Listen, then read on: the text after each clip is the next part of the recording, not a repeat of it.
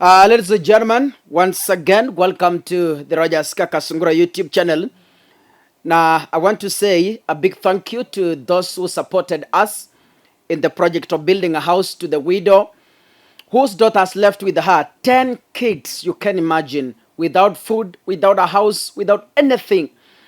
But our fans have tried. We have built a complete house, ladies and gentlemen, today. We have fixed the doors and the windows. We have roofed the house as we speak. And what we are missing right now is the beds and bedsheets. We need 2 beds. Tunahitaji vitanda mbili. Kitanda ya kwanza ya mama na ni mjane. Kitanda ya pili ni ya wajukuu. Kitanda moja ni 4,500 times 2, that is 9,000 Kenyan shillings. Kama mtu wako na 9,000, tafadhali send me, ninunue vitanda nipelekee yule mama. Mattress moja ni 4,000, nahitaji mattress mbili, so hiyo ni shilingi 8,000. So mtu ajitolee anitumie 8,000, 8 sio 80, 8,000 ninunue mattress nipelekee yule mama. So that is what we are missing as I speak. Nyumba tumemaliza, tumeka milango na madirisha and everything. And I want to give a special thank you to each and every fan who sent his contribution towards this project. Mungu akubariki na usilemewe. Mungu ajaze familia yako.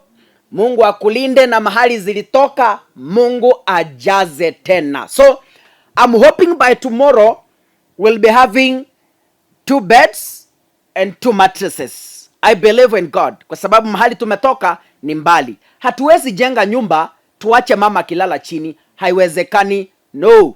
Tumejenga nyumba na ni lazima sasa alale mahala pazuri na wajukuu wake wadogo, na ndio tumwambie asante na yeye atuambie asante, tumwombe baraka, basi sisi tuondoke tuende kusaidia maeneo mengine. Ladies and gentlemen, turudi sasa katika siasa. Kaka nasema mimi sipigi siasa peke yake, I also give back to the community. So thank you so much. Leo tulikuwa pale the whole day, kuanzia 7 in the morning up to now 6 in the evening, ndio tumetoka pale nikakimbia studio kufanya hii video. Now, we knew all along, na nilisema Ruto was just playing Raila Odinga in ending demonstrations and luring him to bypass and talks. All along I knew it was just a scam. And I've been telling people it was all along a scam. Ajua, Ruto ameita Raila, wameongea, wameelewana. Raila amecall off maandamano. So, kitu Ruto amekuwa kifanya ni delay tactics ya maandamano ya Raila Odinga. Delaying tactics ndio Wakenya wasahau kidogo. But then, Azimio la Umoja, One Kenya Alliance, through their deputy party leader, Wycliffe Oparanya, they have made an announcement. Na wamesema they are resuming protests on 2nd May 2022. So tarehe 2 mwezi wa 5, that's next month, Azimio inarejea kwa barabara. Let me say this, and I want to talk to Raila Odinga. The only language a government understands is unending protests. You cannot sit down and negotiate with government without pressing it using maandamano. Hakuna vile ati uende kukaa na Ruto kwa meza umwambie nataka tufanye ABCD. The only way, because the demands from Azimio are weighty. Opening of the servers, forensic auditing of the servers, lowering the cost of a living. Na nilisikia hizi picha wamekuwa wakishare about the cost of living. One supermarket ilikuwa na offer, wamedandia. Anyway, alafu Raila amesema we need to reconstitute the IBC and then we need to end party hopping. Mtu akitoka ODM akienda UDA atolewe, kama ni mbunge afukuzwe aende nyumbani, by election iitishwe, Wakenya wachague tena kiongozi ambaye wanamtambua. In Kenya a party plays a role in electing a leader. So there are leaders who were elected because they were in a certain party. So when you jump that party, you betray the people elected you into office. That means you cease to qualify to hold that office. So Raila Odinga should take advice from Azimio followers. Now, the Azimio followers, what they need is a protest. Wakati Azimio walifanya protest, it was evident the protest scared government. They started crying in return, saying, because of the protest, we have lost millions of shillings in terms of revenue.